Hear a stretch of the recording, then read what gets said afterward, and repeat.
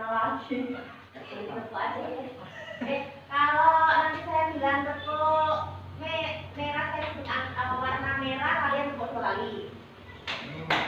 Terus kalau saya bilang kuning kalian tepuk di paha 2 kali. Kita akan lihat sekali kalau kalian salah. Terus kalau saya bilang hijau tepuk meja 2 kali. Merah ya. Merah, kuning, hijau.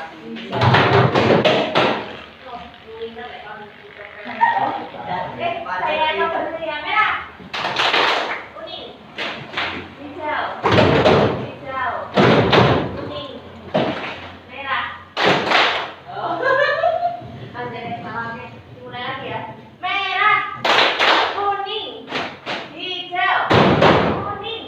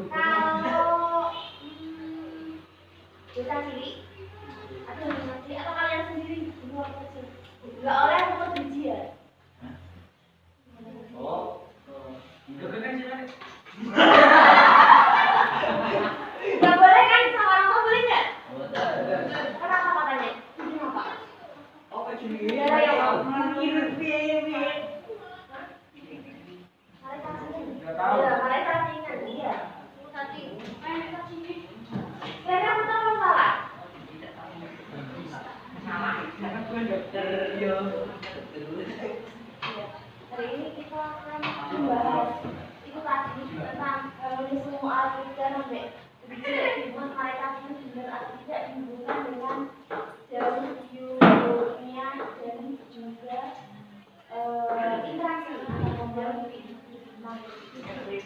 Silakan seperti biasa duduk dengan kelompok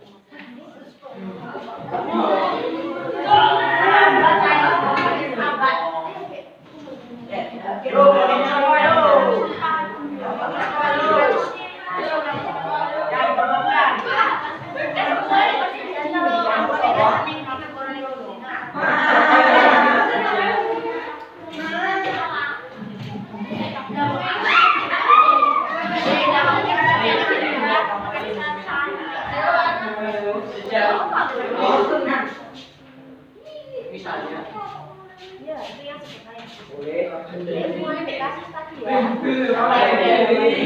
jawab ternyata kalau mau bakteri itu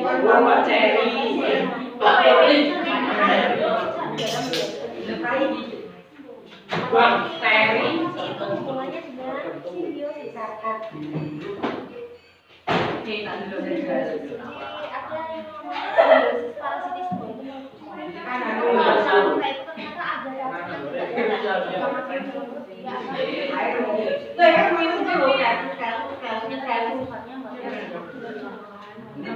ada yang namanya simbiosis parasitisme itu ternyata ada matahari membentuk arah awan. Penguapan air terjadi pada daun tumbuhan yang disebut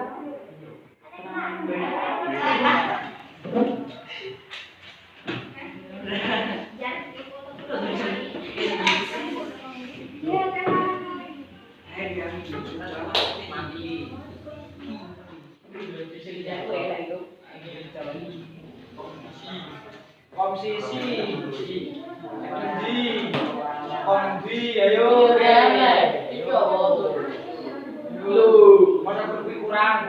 Ale. Kurang oke. Kompetisi merupakan kita merupakan.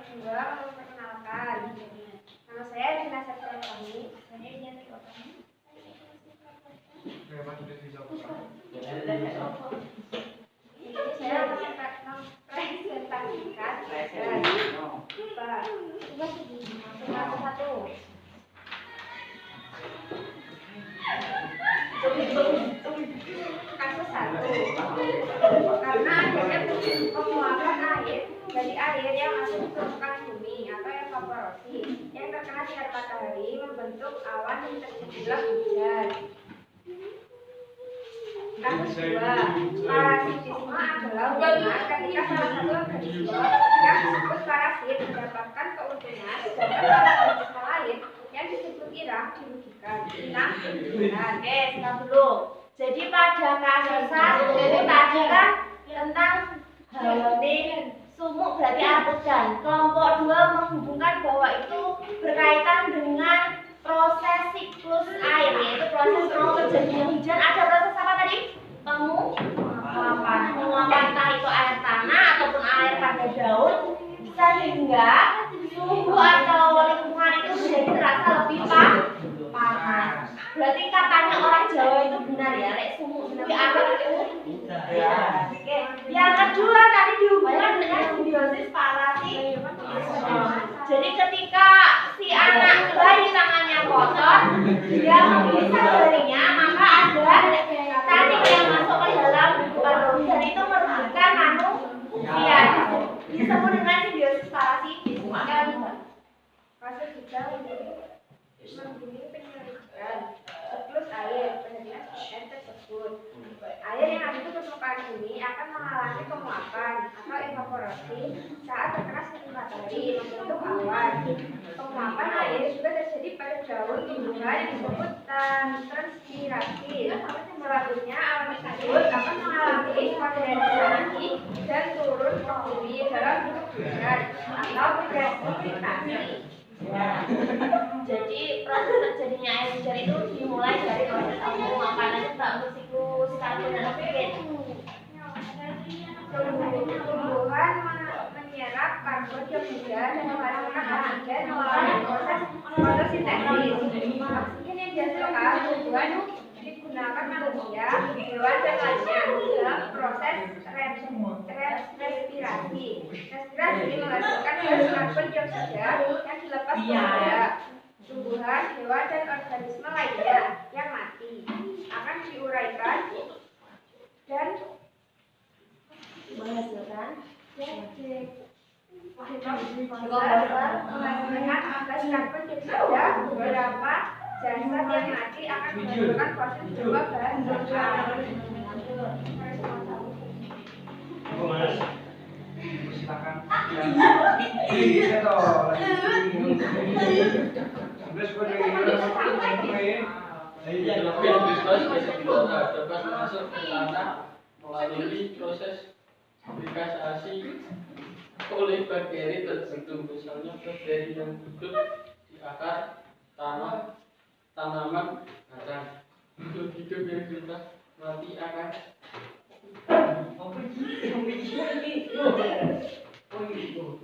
akan apa tulisannya dewe hidup diubah.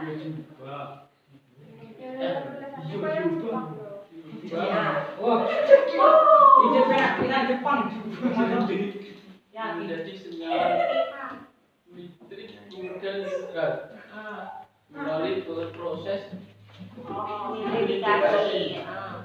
kompetisi merupakan suatu interaksi yang merugikan kedua makhluk yang terlibat. Radiasi mengacu pada hubungan yang utama menguntungkan terhadap satu pihak, sedangkan pihak lain mengalami kerugian. Jadi merupakan interaksi yang mengakibatkan melibatkan antara mitra dengan produsen.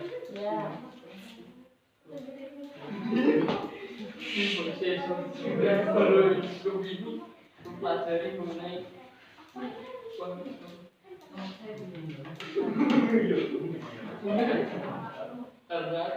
antar populasi yang menempati habitat yang sama. Sebulan.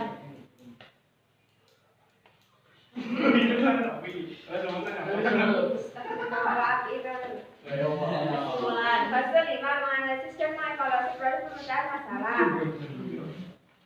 Jalur biokimia terdiri dari siklus air, siklus karbon dan dioksida, siklus dan siklus nitrogen. Oke, dari sudah mengatakan, mungkin ada yang ingin bertanya? Ada yang mau bertanya? Kalau tidak ada silakan ditutup. Sekian dari kami, bila ada kurang lebih mohon dimaafkan. Wassalamualaikum warahmatullahi wabarakatuh. Beri tepuk tangan yang banyak. Saya jelaskan sebentar ya.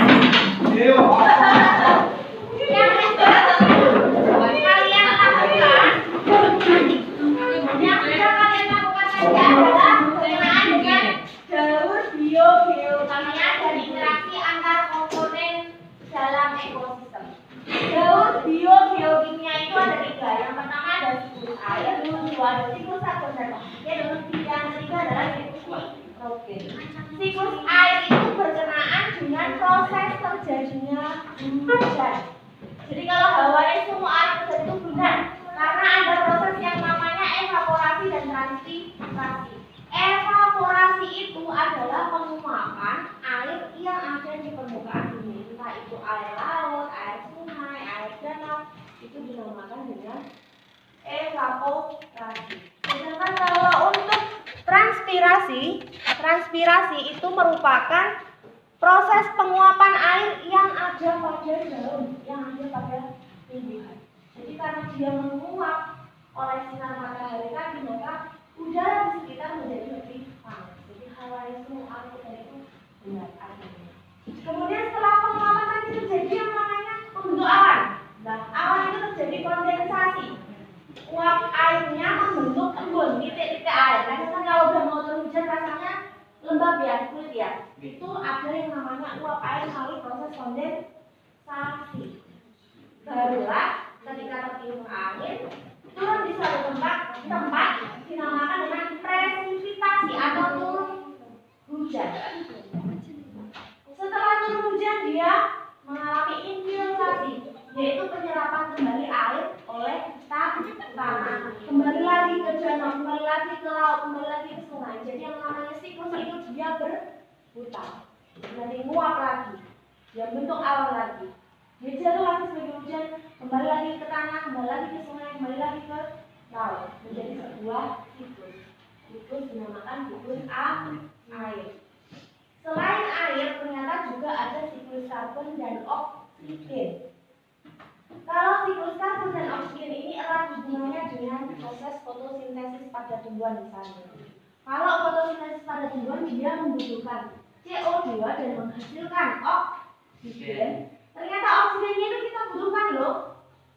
Sebagai manusia untuk respirasi itu apa? Bernapas. Bernapas kita butuh oksigen, keluar lagi karbon dioksida. Digunakan lagi oleh tumbuhan untuk fotosintesis. Muter kita aja. Untung Tuhan itu baik ya.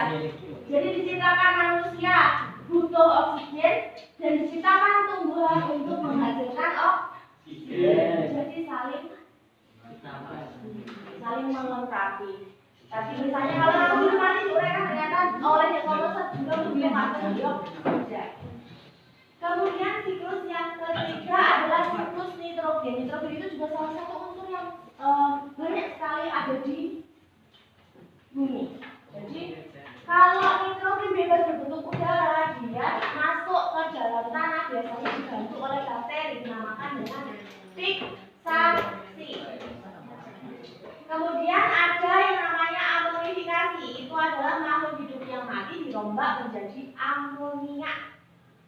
Kemudian nitrifikasi itu dari amonia tadi dia diubah menjadi nitrit, diubah menjadi nitrat.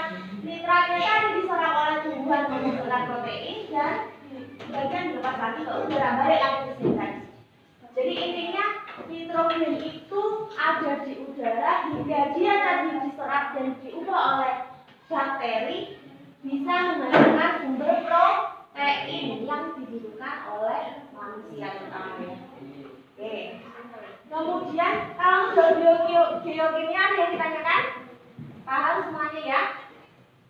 Paham apa belum? Insya Allah. Oke. Yang kedua interaksi antar komponen ekosistem. Ada yang pertama namanya kompetisi. Kompetisi itu kan saingan. Gampang ya kalian paham ya kalau kompetisi dari saingan. Jadi hubungan saling bersaing. Contohnya apa? Kalau tanaman itu saling berdekatan, mereka kan rebutan rebutan cahaya matahari untuk bisa bumi. Itu dinamakan dengan kompetisi. Saling bersaing, kompetisi. Predasi dari memangsa. Hubungan saling memangsa. Contohnya apa? Singa mau makan rusa, atau mungkin ular makan kodok. Itu hubungan saling memangsa, dinamakan dengan predasi. Yang ketiga ada herbivore. Herbivore itu apa? Makhluk hidup yang memakan tumbuhan. Jadi dia hubungannya dengan kambing itu herbivora. Dia berhubungan dengan produsennya siapa? Rumput, padi. Nah, itu hubungannya dinamakan dengan herbivore. Yang terakhir ada yang dinamakan dengan simbiosis. Simbiosis itu ada 3. Ingat-ingat, ada 3. Kalau mutualisme berarti saling menguntungkan. Dua-duanya untung. Contohnya kupu-kupu dengan bunga, lebah dengan bunga. Kenapa kok saling untung kupu-kupu dengan bunga itu? Karena si kupu-kupu dapat makanan, bunganya dibantu proses penyerbukan, sehingga saling menguntungkan. Kalau yang kedua, parasitisme. Parasit. Pernah ya dengar kata parasit ya? Nah, Bali. ya. Yang satu nih untung, yang satu nih rugi. Siapa contohnya? Tadi. Nek ilmu driji ternyata bener adikmu mengenai satu singa, jadi itu merugikan apa saja bisa menyebabkan diare. Itu merupakan salah satu contoh dari simbiosis parasitisme. Siji untung, siji rugi dinamakan parasitisme. Yang terakhir adalah simbiosis komensalisme. Siji ne untung, siji ne ora kiri. Satu untung, satu ora untung, ora rugi. Contohnya ada pada anggrek, pada batang pohon. Batang pohon itu nggak apa-apa, nggak rugi, nggak untung. Tapi anggreknya kan untung, dia dapat media tanam, dapat nutrisi dari si pohonnya tadi. Gitu. Dari ke berapa? Keempat. Interaksi ini ada yang ditanyakan? Ya. Lek mutualisme untung pada untung. Lek parasitisme siji untung siji rugi, lek komensalisme siji untung siji ora piye. Paham ya? Kalau paham, tidak ada pertanyaan.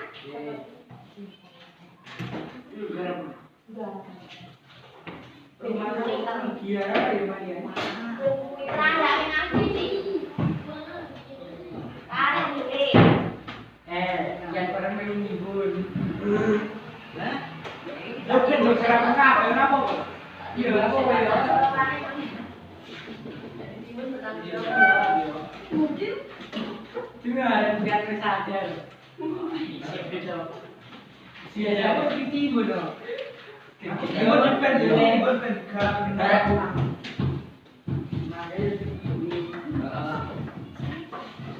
Ini kita mari ke enam. Udah. Sungai apa rusak?